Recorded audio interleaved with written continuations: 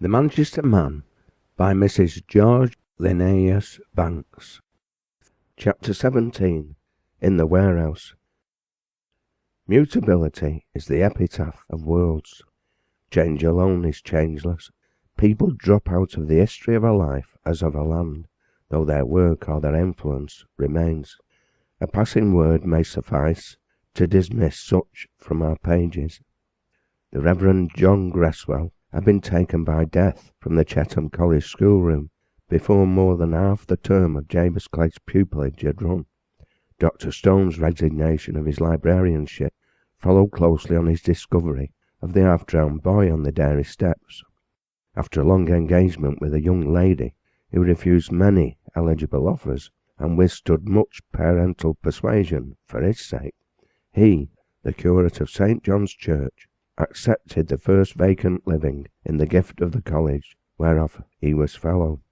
A bridal closed their almost Jacob's courtship, and the constant couple retired to the seclusion of Wootton Rivers, where his learning and eloquence had seldom more appreciative auditory than smock-frock Wiltshire rustics and their families.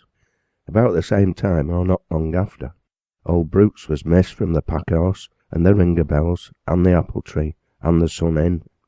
The breeches-maker and his neighbours ceased to hear his foul and offensive maundering and imprecations as he staggered past to his son's home, there to test his endurance.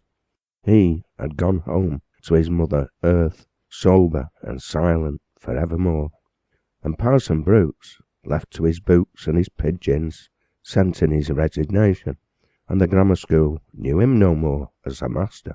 So the boys felt themselves free to take greater liberties with him than ever, and kept his hot blood forever on the simmer. As all these changes preceded the change which converted Jabez from a blue-coat boy into Mr. Ashton's apprentice, so were they anterior to the changes wrought by war in the homes of the Chadwicks and the Cleggs, changes differing even more widely than did the two homes. Poverty had made sad havoc among Simon Clegg's household goods, but Tom Hume had not come home empty-handed, and soon their furniture came back, or was replaced, and the 3 rooms brightened up wonderfully. Though Simon's flowers brought pence to his pocket, as well as the other produce of his garden, he had always a spare posy for the broken jug on window-sill or mantel-shelf, and Bess, full-hearted, if not full of work, sent her voice quivering through that unmusical yard in songs of gladness and rejoicing. Very little fresh wooing was necessary. To people who had been so stinted as they had been, in common with others, Tom's pension seemed more than it was, and no sooner was he able to discard his sling than he talked of immediate marriage, and was wonderfully sanguine about obtaining work as soon as his left arm regained its old power, which it never did. It was no use setting up a loom. He could no longer throw the shuttle back. He would have to seek some other employment, but thousands of other men were seeking employment too, men with the full use of all their limbs, men who had not disqualified themselves for peaceful arts by going soldiering, and Tom Hume stood little chance. Mr. Clough would have taken him on as a timekeeper, but lack of penmanship was a barrier in the way. Lamenting this in the presence of Jabez, the youth offered to be his instructor, and with the permission of Mr. Ashton, who granted leave of absence, set him copies and gave him lessons on Sunday afternoons, at first on an old slate to save the cost of paper, which was dear, and then, at Mr. Ashton's suggestion, Jabez superadded arithmetic, thus keeping himself in practice, besides helping one dear to those who had helped him. Of course, a weekly or fortnightly lesson was not much, but the disabled soldier was a persevering pupil, and brought a clear head and an eager desire to his task. The maintenance of a better home for Bess depended on it. About this time, a matter occurred at the Ashtons which had a material influence on the fortunes of the Cleggs. Though the house of Mr. Ashton was in Mosley Street, the premises extended as far as Back Mosley Street, where was the warehouse door. The workpeople entered at a side door under a gateway which led to the stable, gig-house and courtyard between house and warehouse, guarded by the black retriever Nelson. You may look in vain for house and warehouse now. A magnificent block of stone warehouses, having threefold frontage, occupies the site. More than once Jabez Clegg, frequently entrusted with outdoor business requiring promptitude and accuracy, came upon Kit Townley and one or other of the tassel makers or fringe weavers in close conference under the dim gateway at closing time on Saturdays, or in the still darker doorway at the stair-foot of the workman's entrance. The first time they moved aside to let him pass. Afterwards they separated hastily, but not before Jabez, who had quick ears, caught the chink of money as it passed from one to the other. On the first of these occasions his attention was barely arrested. It was the repetition and the avoidance which struck him with its air of secrecy, and set him pondering what business his fellow apprentice could have with the hands out of proper place and time. He knew him to be not over-scrupulous. He had seen him at Knott Mill Fair and Dirt Fair, so called from it being held in muddy November, or at Kersal Moor races, with more money to spend in pop, nuts and gingerbread, shows and merry-go-rounds, flying boats and flying boxes, fighting cocks and fighting men, than he could possibly have saved out of the sum his father allowed him for pocket money, even if he had been of the saving kind. And, coupling all these things together, Jabez was far from satisfied. He was aware that of late years stock-taking had been productive of much uneasiness for both Mr. and Mrs. Ashton. There were deficiencies of raw material in more than one department, for which it was impossible to account, save that the quantity accredited to waste was far out of reasonable proportion.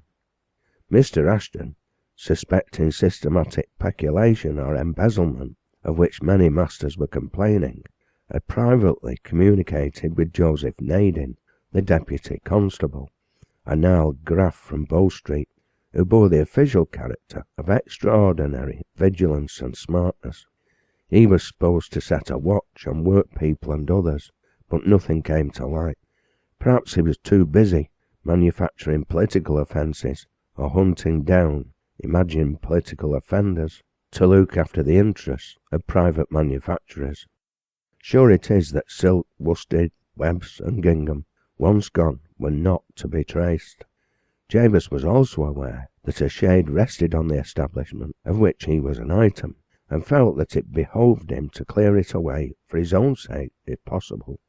Since the discovery of his faculty for design, much of his time had been occupied at a desk with pencils and colours, making patterns for the wood turner, the mould coverer, the tassel maker, the fringe weaver, for bell ropes, brace webs, carpet and furniture bindings.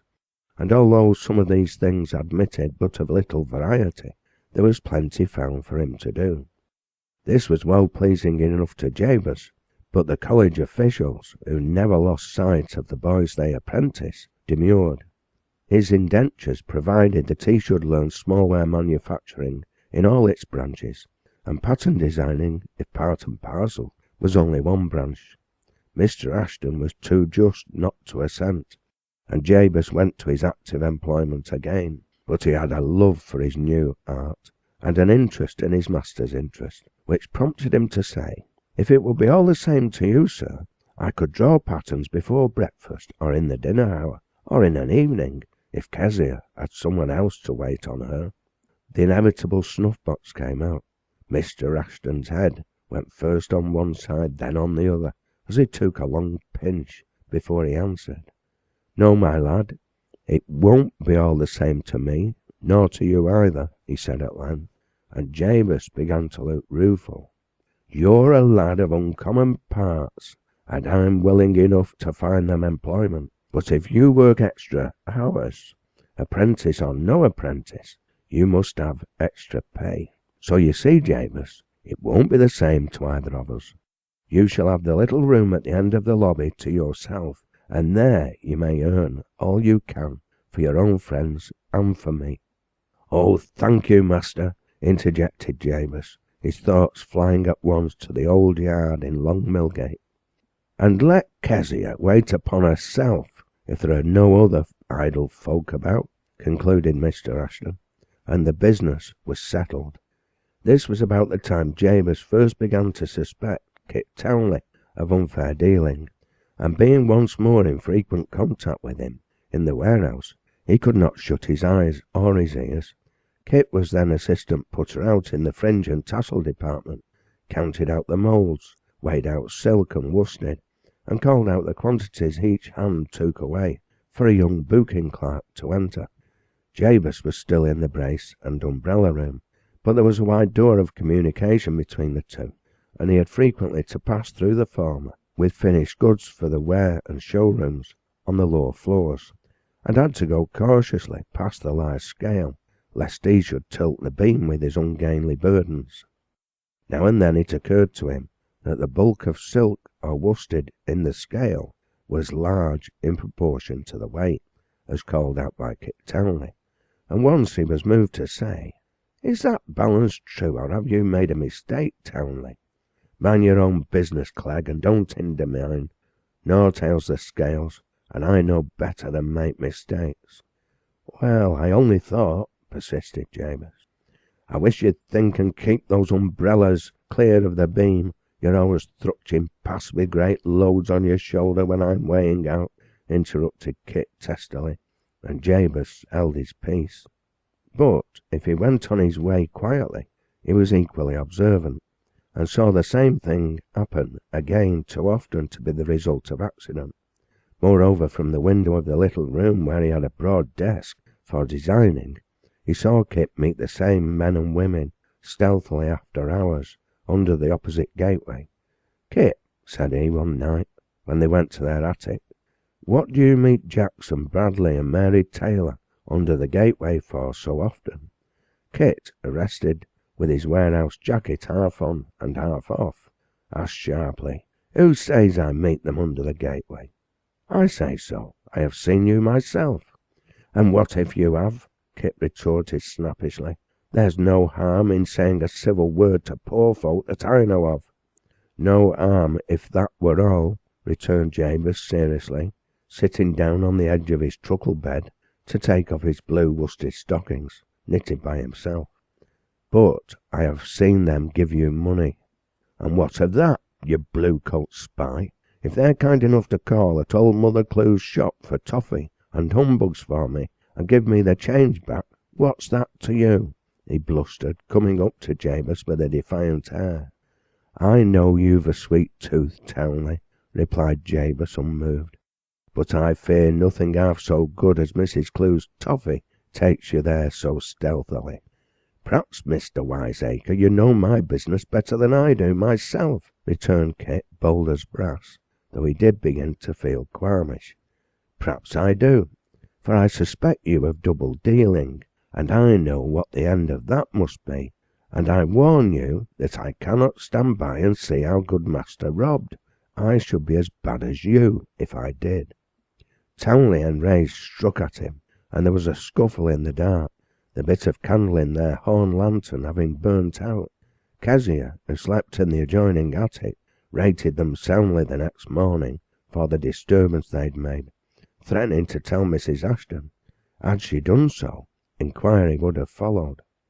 Jabez, troubled and perplexed, the very next Sunday consulted old Simon Clegg as to the course he should pursue, being alike unwilling to tell tales on suspicion or to see his kind master wronged.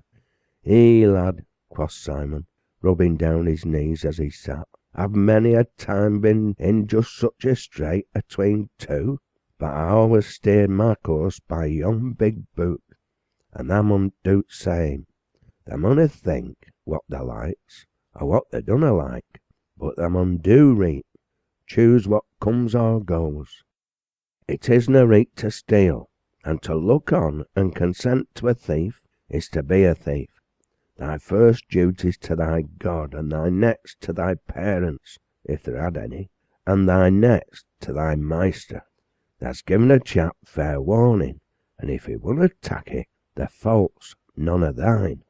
It so happened that the putter out in the brace and umbrella room was an old man named Christopher, who had been in the employment of the Ashtons, father and son, for 30 years.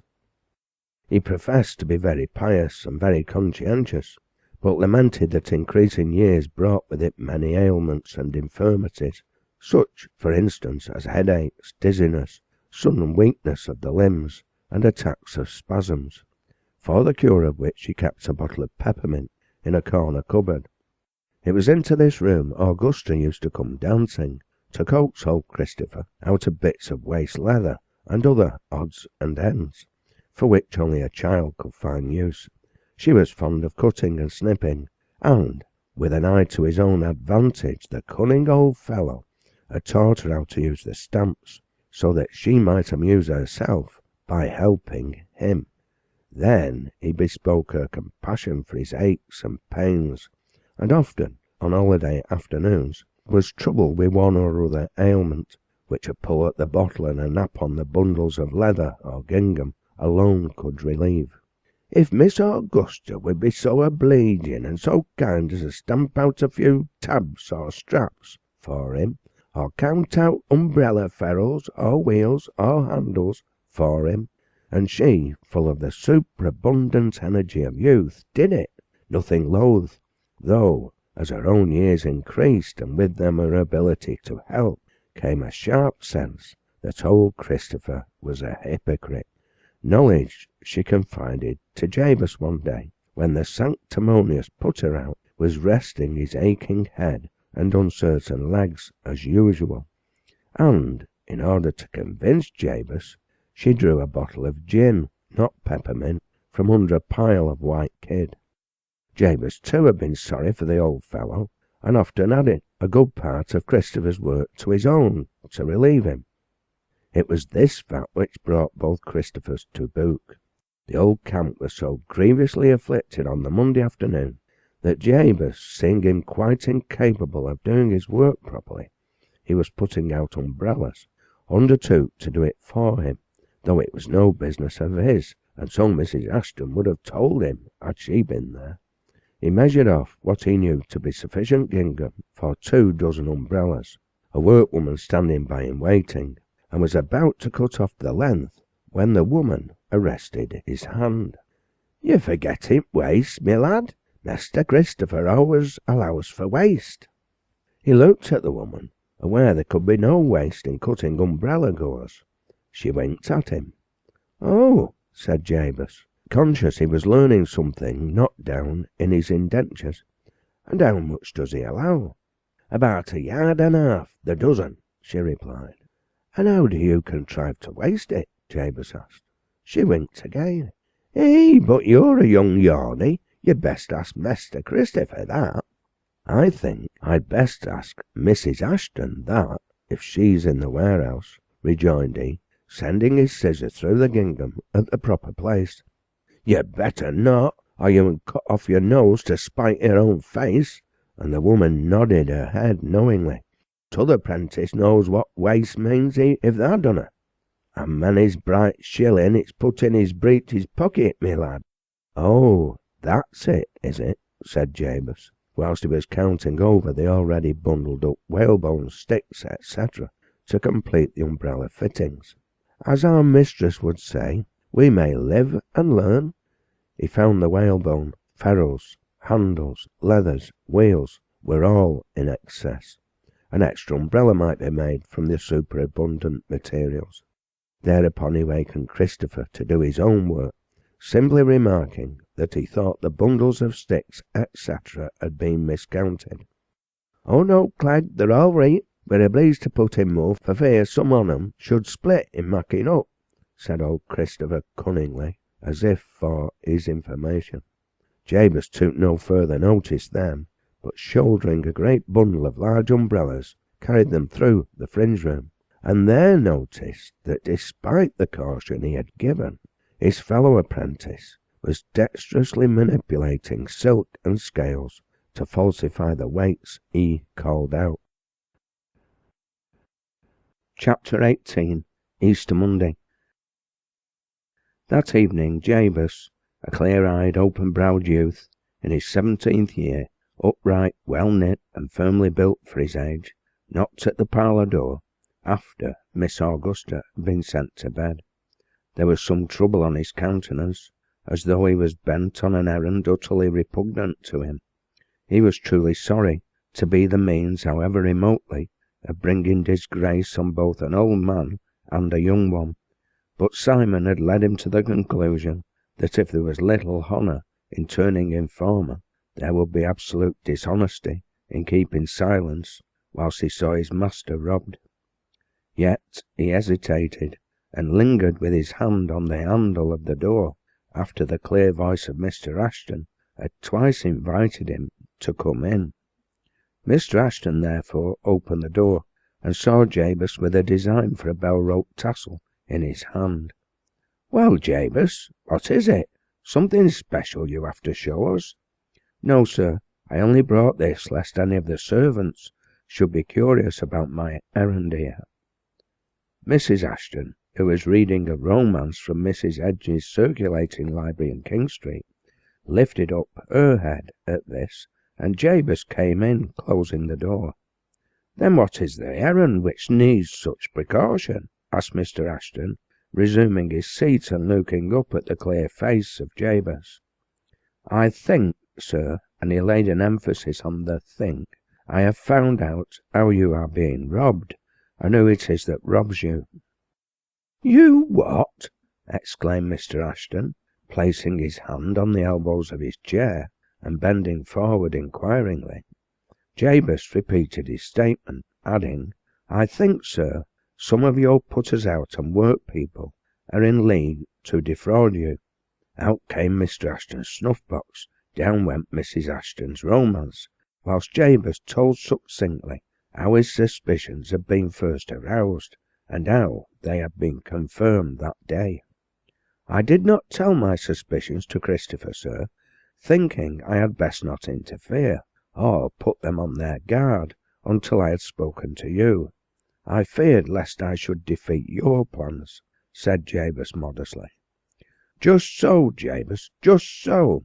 You are quite right, Jabez," said his master, whilst a shower of snuff fell on neckcloth ends and shirt frills. "Yes, quite right," assented Mrs. Ashton with customary dignity.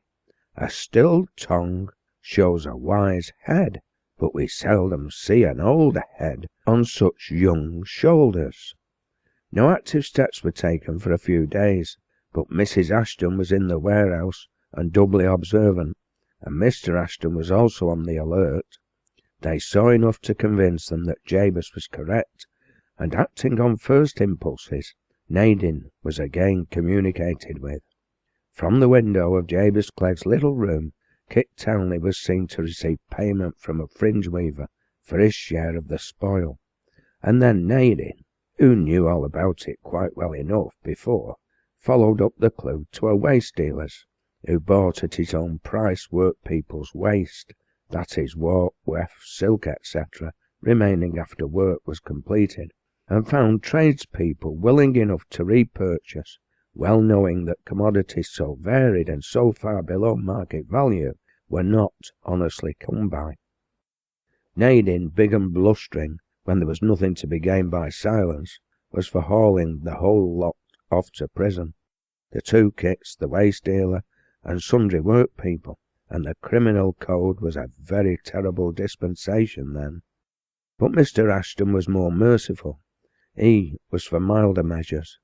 Besides, Mr. Townley was an old friend of his, and for the sake of the father he forbore to drag the son into a court of justice, and, unless he prosecuted all, he could not prosecute any.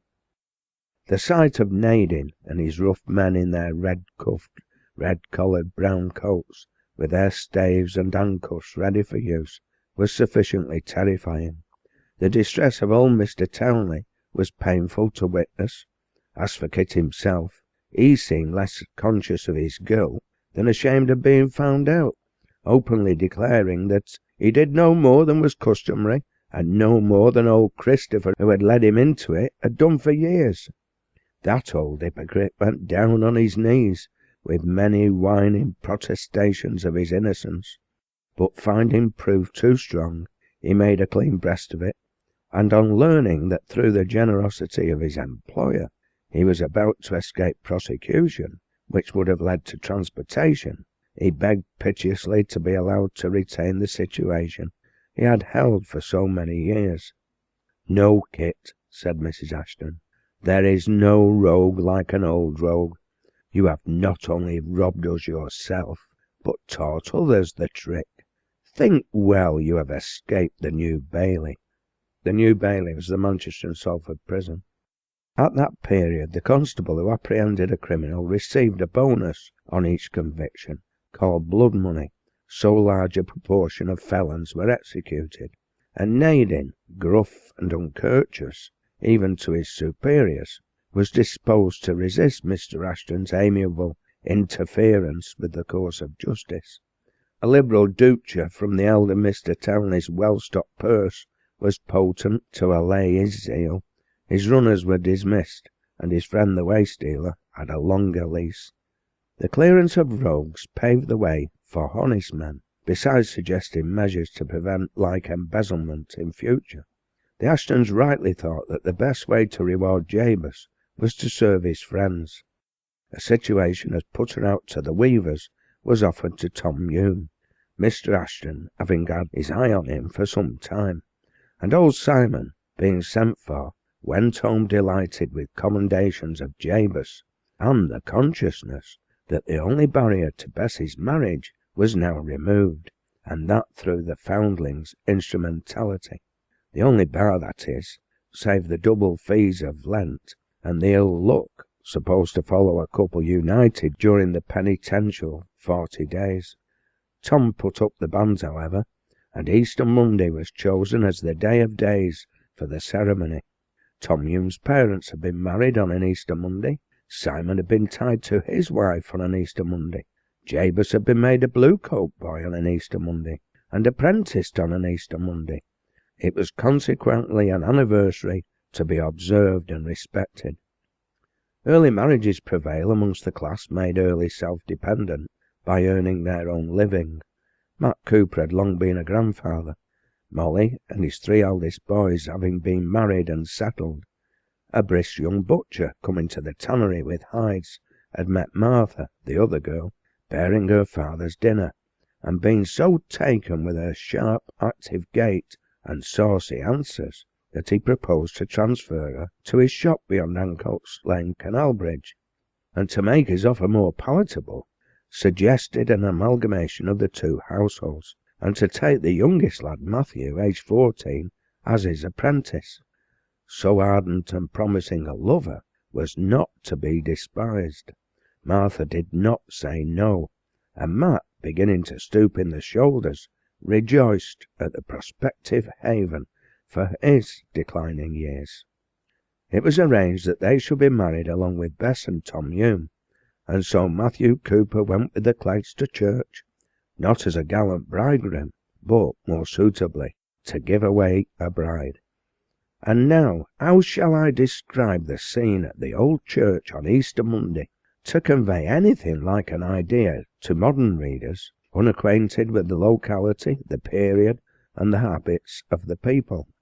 It must be borne in mind that registrars' offices did not exist, that there was no marrying at dissenting chapels, that few, if any, churches were licensed for the solemnization of matrimony, and that the collegiate parish church of Manchester was the nucleus towards which the marriageable inhabitants of all the surrounding townships and villages turned at the most important epoch of their lives. The venerable pile, now being doctored by restorers, was set, as it were, in a ring-fence of old houses, with an inner ring of low wall encircling the churchyard, which, as gravestones testified, had once extended to the very house steps. As I have elsewhere said, the path between this wall and the houses was known as Half Street, a portion of which, containing Mrs. Clouseau's shop, still remains, and did I enumerate all the public houses in this ring-fence, which offered accommodation to wedding and christening parties, only a future generation of antiquaries would thank me, and even they might doubt the facts set down in a work of fiction. Nevertheless, on Easter Monday, not one of these hostelries had a spare foot of room. Every window and every door stood wide open. Men and women, gaily dressed as their own means or friendly wardrobes would allow, went in and out, filled rooms and passages, leaned from the windows with ribbons flying loose, or with pipes and ale-pots in their hands, calling to their friends below, whilst rival fiddlers, almost every party having its own, scraped away in anything but harmony. Horses and carts blocked up every avenue, and the churchyard itself was thronged with an excited crowd. Only the parties immediately interested were admitted into the sacred edifice, but to reach the doors they had to force their way, and could only return in couples through a dense avenue of humanity, amid a shower of jests, many not the most seemly. Bess wore only a white cambric gown and a straw bonnet crossed with white ribbon, both of which Mrs. Ashton had provided, but somewhere in Tom's Peninsular campaigns he had picked up a bright-coloured scarf which made her glorious to behold, and the envy of many a country bride.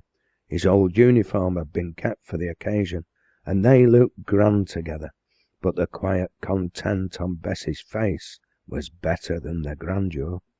Nat Bradshaw, the butcher bridegroom, was of a jovial turn, and nothing would do but the whole double wedding party, Jabez included, should turn into the Ring of Bells to drink health and happiness to the brides, and give them spirit to go through the ceremony befittingly. Bess and Martha hung back blushing like peonies, but Nathaniel was not to be gainsaid, and in they went, and whilst the brides sipped, he quaffed, and pressed the others to do likewise. At length Jabez, who had been brought up temperately, cried out they would be too late. Parson Brooks had been gone into the church half an hour. There was a general rush from the room, and in the scramble to get first, the party got separated, Matthew pulling his daughter along and leaving the bridegroom to follow. They elbowed their way into the church and reached the choir, just as Joshua pronounced the benediction over some 20 couples closely packed around the altar. Then there was a jostle and a scramble for first kisses, amidst which rose the rough voice of the chaplain. "Now, clear out, do your kissing outside. Are other folks waiting to be wed? D'ye think I want to be kept here all day tying up fools?" That instalment of the married having been hustled away to sign the church books with their attendant witnesses, Joshua called out impatiently to the waiting couples, amongst which were Bess and Tom. Come, how long do you mean to keep me standing here? Do you intend to be married or not? Oh, it's thee, is it?" to Bess. "Well, thou's waited long enough. See that you make her a good husband," to Tom. "Kneel down here," and he placed them, not roughly, almost in the centre of the altar, pulling others to their knees beside them with scant ceremony. "What do you want here?" In his harshest tones he asked a very youthful-looking couple. "To be wed," was the prompt answer of the young man. "Ugh," grunted the parson. "What's the world coming to? I used to marry men and women. Now I'm married children. Here, you silly babies, take your places." Another file of candidates for matrimony being ranged after some pushing and pulling in pairs round the altar, Joshua took his book and the service began. So long as it was general, all went tolerably smoothly. Women and men alike were too bashful and confused to know much what was said or what they responded, and certainly they rarely looked in each other's faces. At length there was a slight stir and a whispering from the quarter where Matt Cooper stood beside his daughter. "Silence there!" roared Joshua, in a voice which set a row of hearts in a flutter, and there was silence. But he had come to the troth plight, and again the same commotion was apparent as he approached the Coopers. "What's wrong here?" he demanded, pausing before Martha, who was all in a tremble. "My lass is waiting for her mon," answered Matthew from behind. "Ugh, I can't wait for laggards. Here, you," addressing Tom Hume, "answer for him. What's his name?" to Martha. "Nathaniel," she faltered. "I, Nathaniel, take thee, Martha, to be my," he went on, insisting on the response of Tom, who looked aghast at the prospect of marrying the wrong woman, and being told to pair as they went out, as Joshua had summarily adjusted a like mistake heretofore, or what was worse, had been saddled with 2 wives. On imperturbable Joshua went with the ceremony, bent on a marriage by proxy. His experience having taught him that women of the working class, as a rule, took charge of their wedding rings, he asked Martha for hers, which was duly produced, and without further ado he directed Tom Hume to place it on Martha's finger, as he had previously put one on Bessie's, and with the same formula. They had got as far as, "With this ring I thee wed," when the missing bridegroom came in hot haste through the side door into the chancel, closely followed by Jabez, who had been in quest of him. He was flushed with ale and excitement, but was clear-headed enough to perceive what was going forward, and to the chaplain's chagrin plucked the young woman back from the altar and his proxy, and the ring rolled to the ground. Then ensued an altercation between the butcher and Joshua Brooks, the latter insisting that what was good enough for princes might be good enough for him, and refusing to go over the ceremony again. But an apparitor drew the tardy bridegroom aside, and whispered to him a few mollifying words, whilst Joshua concluded the ceremonial, and then hurried from the altar with hardly a look at either Jabez or Simon as he passed out of the chancel, chafed and angry.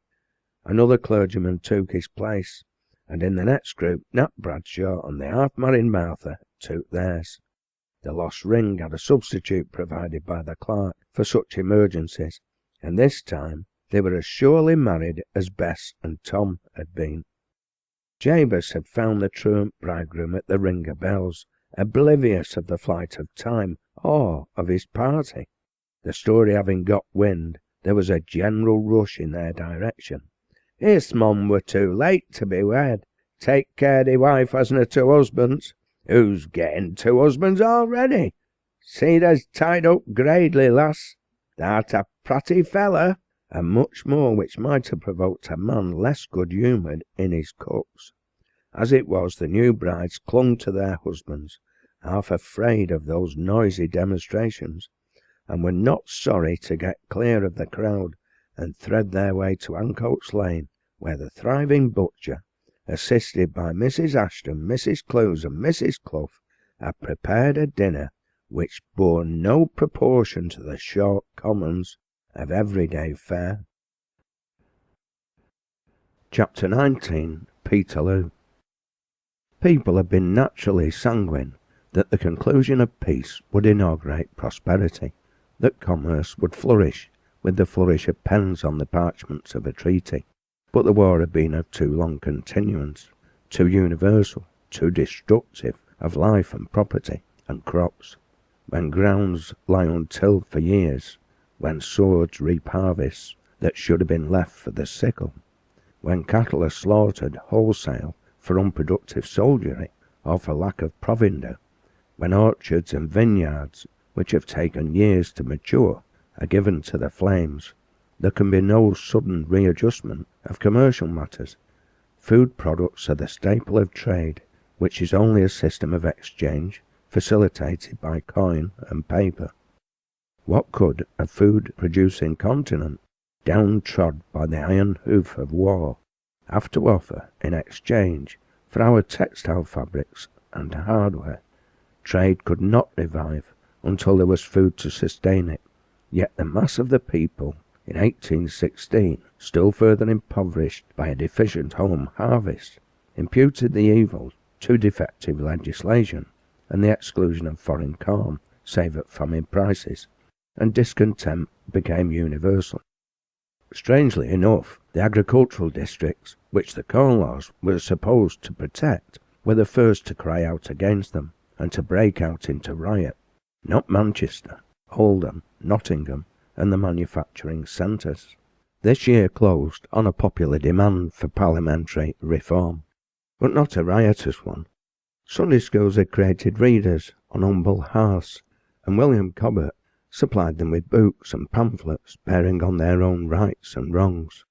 They were read with avidity, and he became a power. He counselled peaceful persistence, not armed resistance. Hampden clubs were formed all over the country, in which the political questions of the day were discussed with as much freedom as stringent laws permitted. Public speakers and poets, of whom Samuel Bamford was one, arose from the ranks of the working classes, and the men banded together under such leadership called themselves radical reformers, a title which soon degenerated into radicals. The members of these rapidly spreading clubs subscribed a penny a week each. Delegates were sent to meet and debate together, and on the 4th of November 1816 a large meeting was held in St. Peter's Field, Manchester, strangely enough the site of the present Free Trade Hall, to take into consideration the distressed state of the country.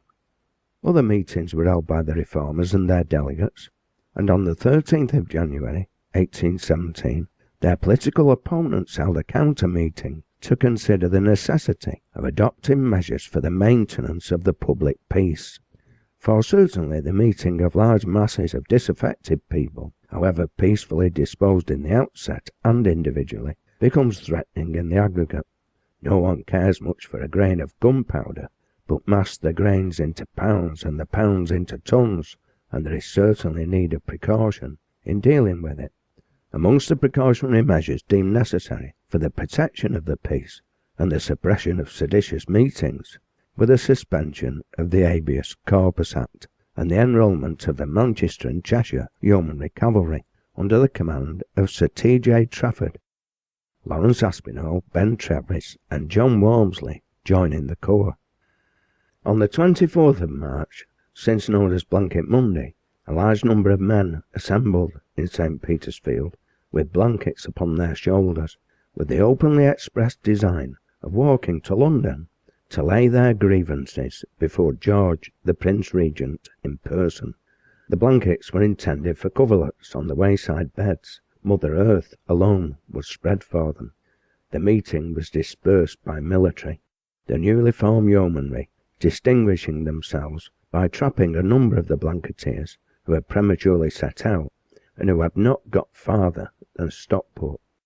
This was the signal for widespread alarm, and for Joseph Naden to prove his discrimination and vigilance by scenting out imaginary plots and arresting suspected plotters, whom he tied together, handcuffed, ill-used, and hauled to prison, or before magistrates, whether for acquittal or conviction, for little other reason than the dangerous power given by the suspension of the Habeas Corpus Act.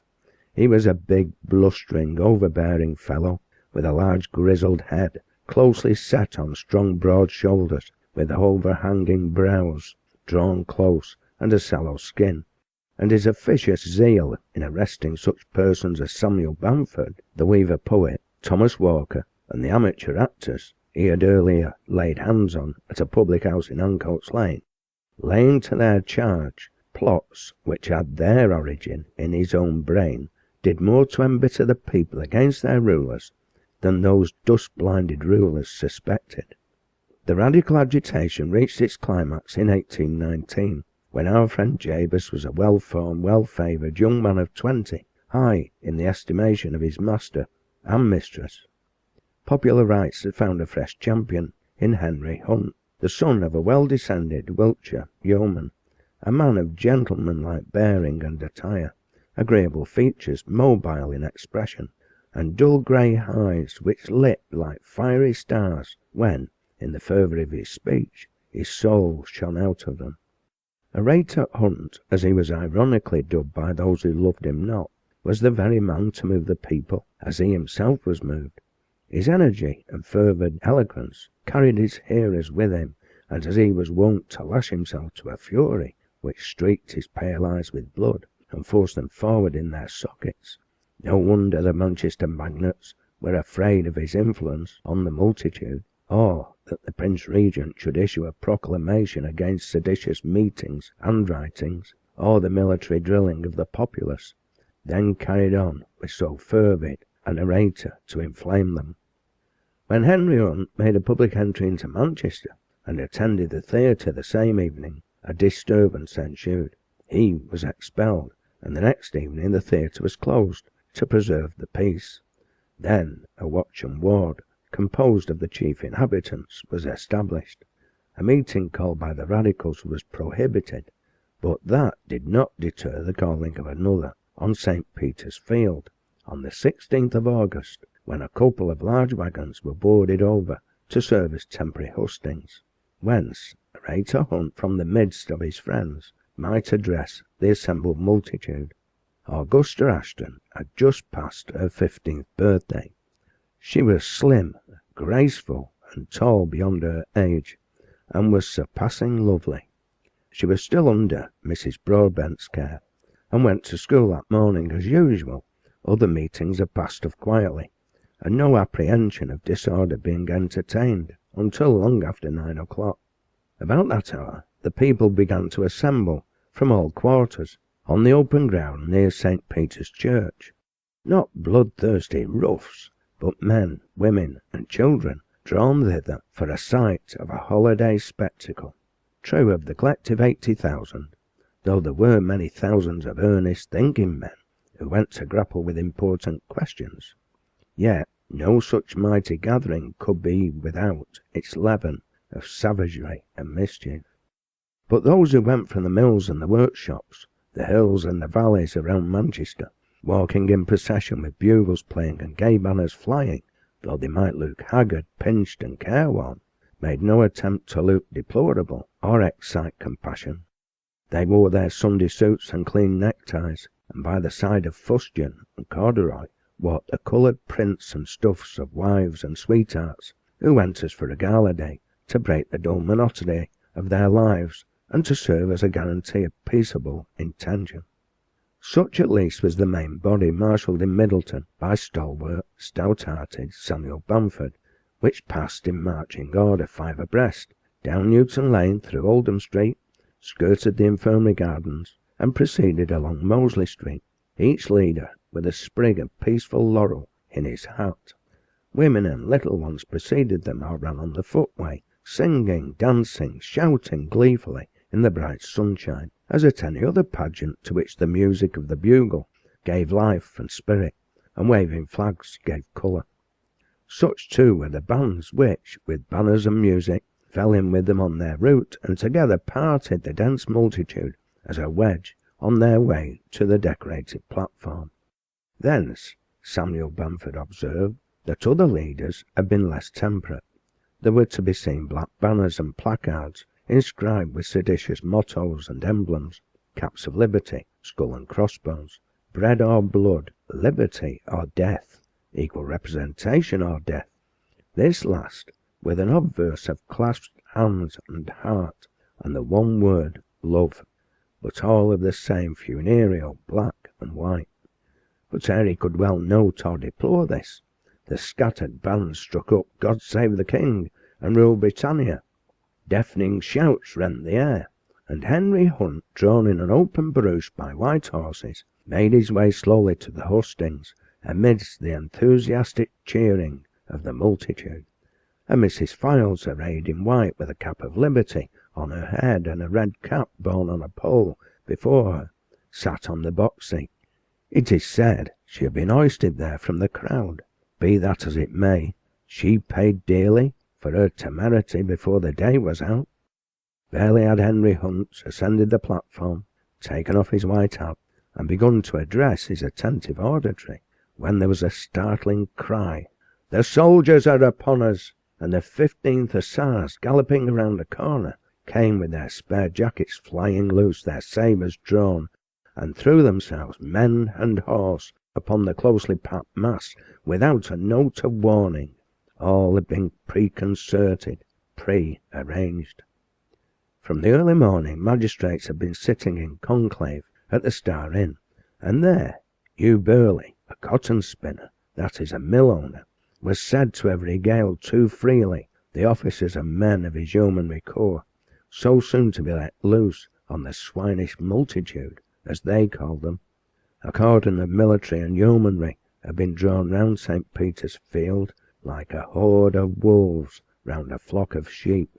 The Borough Reeve and other magistrates, issued their orders from a house at the corner of Mount Street, which overlooked the scene, and thence, not from a central position, where he could be properly seen and heard, a clerical magistrate read the riot act from a window in an inaudible voice.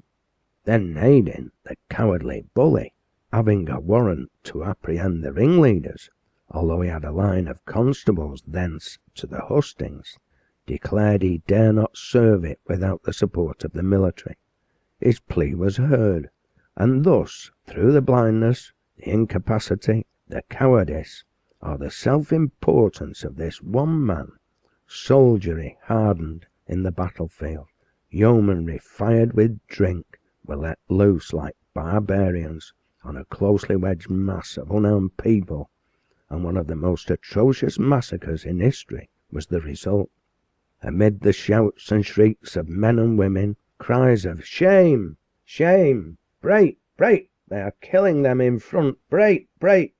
Hussars, infantry, yeomanry rushed on the defenceless people.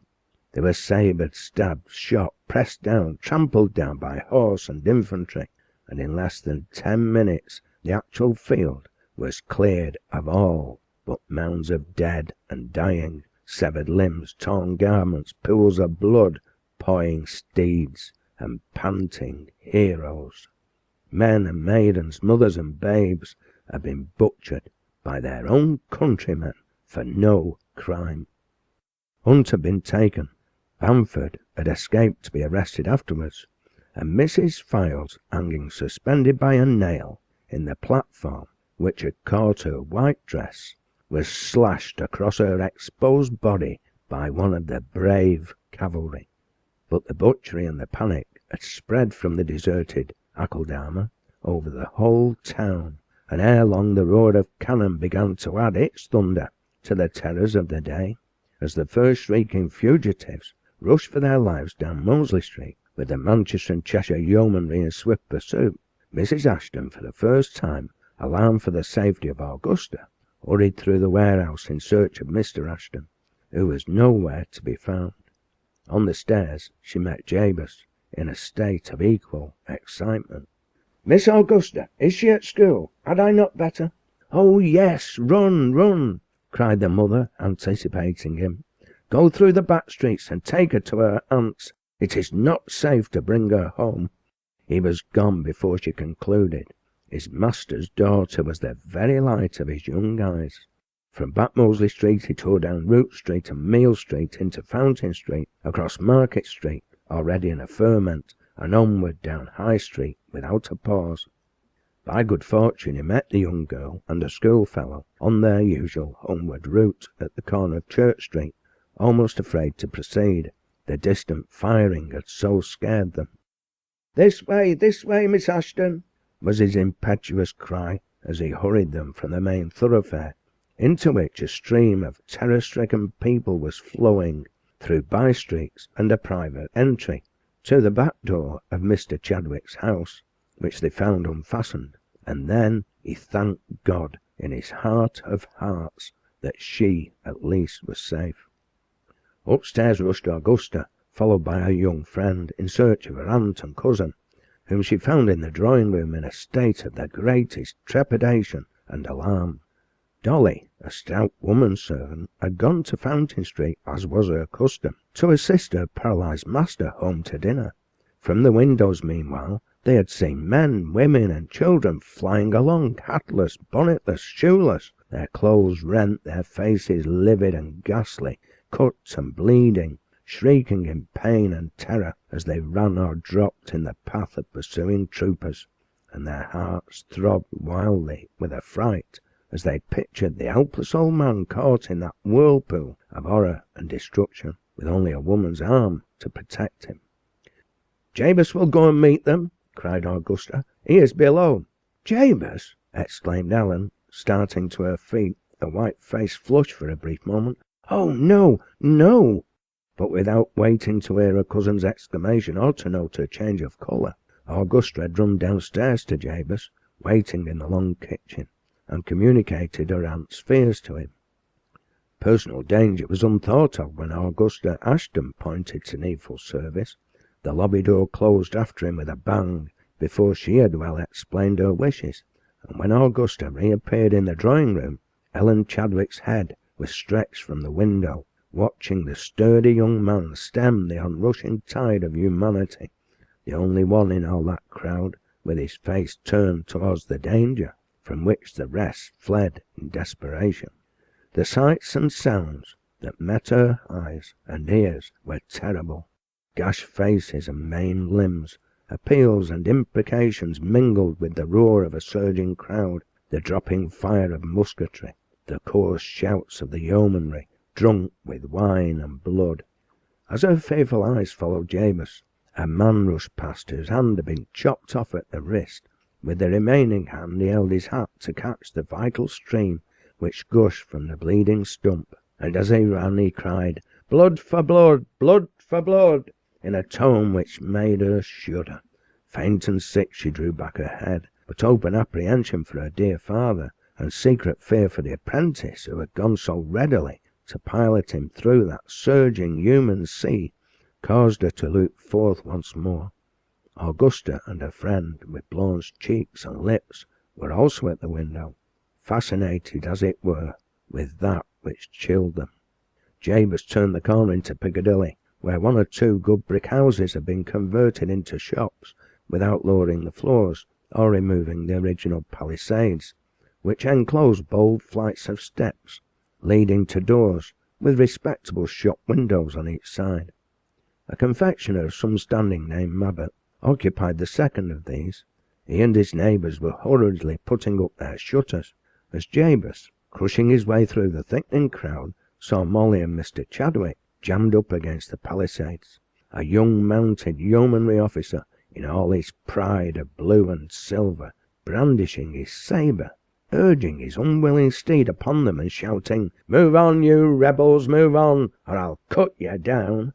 Strong of nerve and will, Jabez thrust the impending throng aside and grasped the horse's reins to force it back, crying as he did so, "Shame, you coward, to attack a woman and a paralysed man!"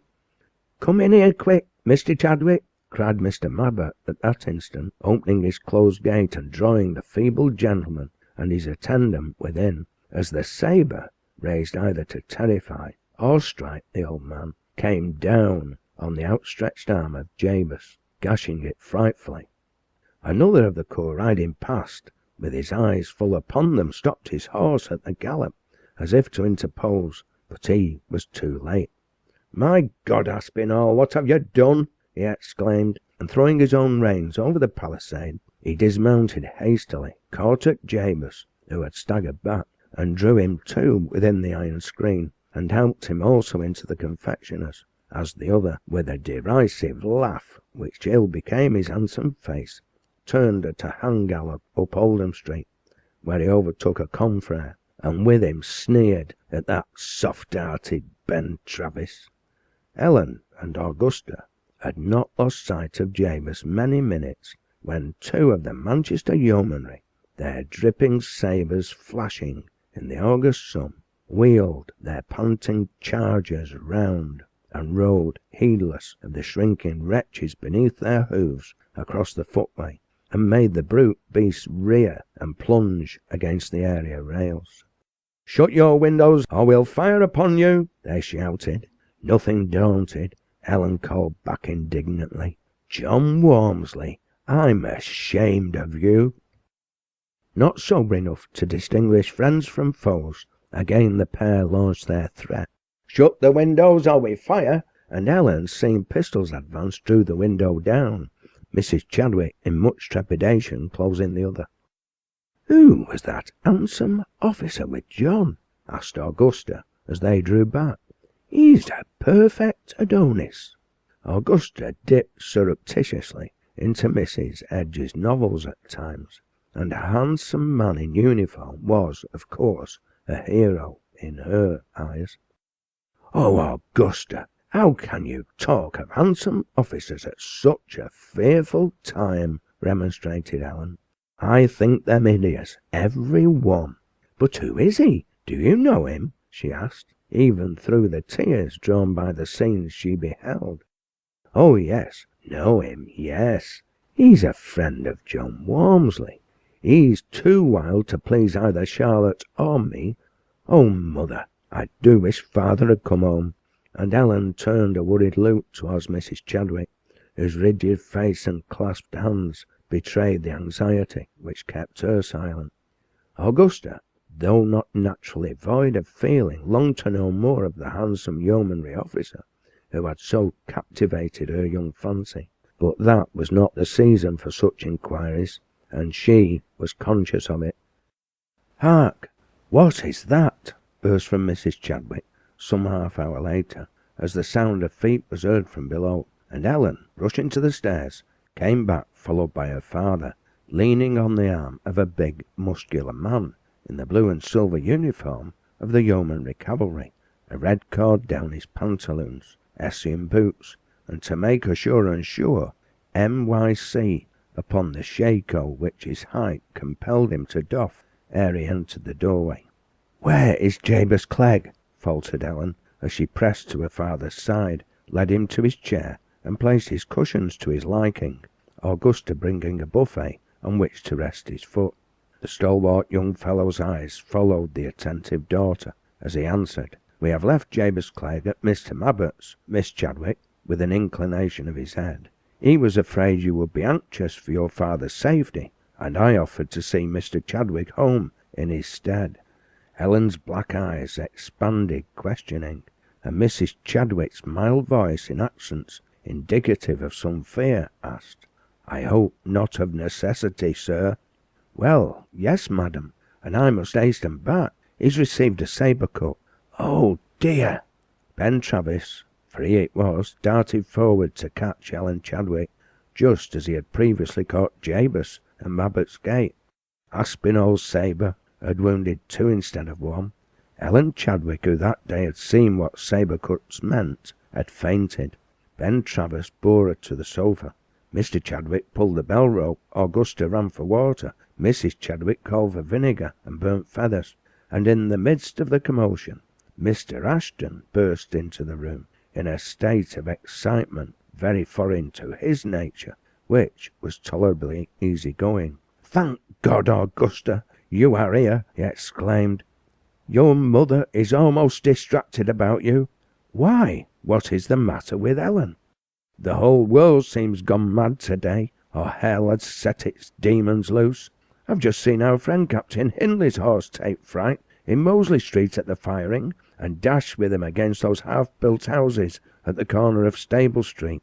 He was pitched off amongst the bricks and scaffolding, and the horse dropped.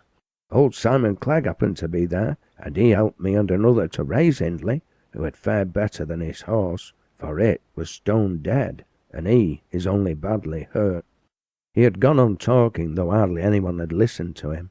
Ellen's fainting fit engrossed feminine attention, and the yeoman, seeing her revive, was saying to Mr. Chadwick, "You will excuse me now, sir. I must look after our poor friend Jabez."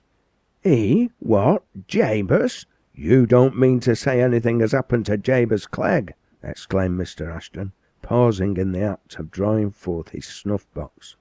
Travis was gone, but Mr. Chadwick, whose tongue now was none of the readiest, stammered out, "Yes, William, we left him at Mabbott, the confectioner's. In trying to save me, he got badly wounded.